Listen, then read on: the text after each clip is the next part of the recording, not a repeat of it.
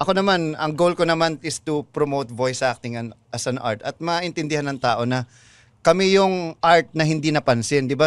Singing, dancing, acting, kinikilala eh. Bakit ang voice acting hindi? Mas nauna pa naman kami sa mga yan. Before TV, radio na muna, di ba? Kami yung most unrecognized, kumbaga na thankless art. job, kumbaga. Yes, na taken for granted. But kasi hindi kayo napapasalamatan doon sa mga ungol. Saka wala bang awards? Wala. Awards kasi may nagsalsal sa sinilang pagdating sa dulo. Salamat, Pocholo! Napagaling ng ungol mo! Yeah. So, ayun, ngayon, kung nauuso ngayon yung mga radio drama, kasi sa internet, nandiyan na yung Spotify, kumbaga, ang voice acting kasi hindi pa rin siya kilala. That's why I wrote a book, no? Alam mo yung book ko nanalo ng National Book Awards, yung gusto kong maging voice talent. Yun yung title. So nasa Shopee, nasa Lazada siya. You can check it out. Yun, sobrang ang ganda ng book na yun kasi you're gonna learn so much the art of voice acting. Pero mas maganda pa rin kapag practical. Actual kang matututo doon sa classroom ka. Yung mga magkopyahan eh. Sa class ko. Tsaka boses kasi. Yes, practical talaga yung pag-ano ng boses. Yung mga estudyante mo ba, Sir Choi, may hinanakit ka ba sa kanila? Saan? Sa mga nagtayo ng sariling workshop. Ano na lang yun? That means I'm an effective teacher kasi alam mo yun, I want to make myself obsolete dun sa part na yun kasi I am into other things na rin eh.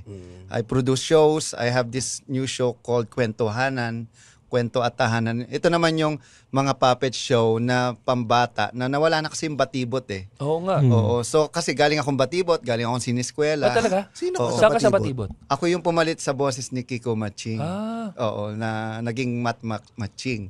So yung magandang araw mga bata, ako nga pala si Kiko Matching. Diba? So, pero na-meet mo si Toots sa Villana. sila yung mga original. So nagbago kasi yung generation, naging batang batibot. Yan, Coco Quick-Quack. Ayan, ako yung gumawa noon. Uy, talaga. So ako rin yung gumawa ng alam niyo yung Bibo hotdog commercial?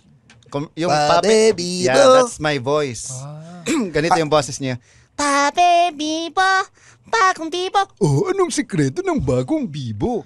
Tikman mo. Paano? Papit ako eh. Nya. Ang sikreto ng bagong Bibo? Yan. Subo mo hotdog ko. Alam mo, nakakahiya. Kasi sinubo niya talaga. hindi. Ang nangyari, kasi meron kaming sa class nung VoiceWorks. Magsasabi kayo ng mga magsasample kayo ng 3 karakter na karakter na alam ninyo. Isa yun sa mga sinample ko, yung Bibo. Naalala ko. Tapos nung sinabi ni Sir Choi, sabi niya, alam mo ba ako nag-dub niyan? Hiyang-hiya ako. Doon na tayo sa pwede si James. Tapos itong pandemic, ako yung gumawa ng Makulay ang Buhay, si Penpen at si Benji. Nasa Channel 7 yun yung. Ako nga pala si Penpen. At ako naman si Benji. Kaya ay nanonood na. Ganon. Makulay ang buhay. Makulay ang buhay. Ang nakakatuwa kasi sa voice acting, hindi kami malalaos eh. Kasi hindi naman kami sumisikat. So paano kami malalaos kung hindi naman kami sikat, di ba? Maigo ba ang mga voice actors? Marami sa labas. Basta kasi dito sa amin, sa Certified Voice Artist Program, kumbaga I'm saving them to become them. Yung parang the people na kagisnan ko. Hindi naman lahat, marami ring mabubuti. Pero alam mo yung, I don't know what's the problem with this kind of craft na pag pera na ang dahilan nila, na nakukurap na eh.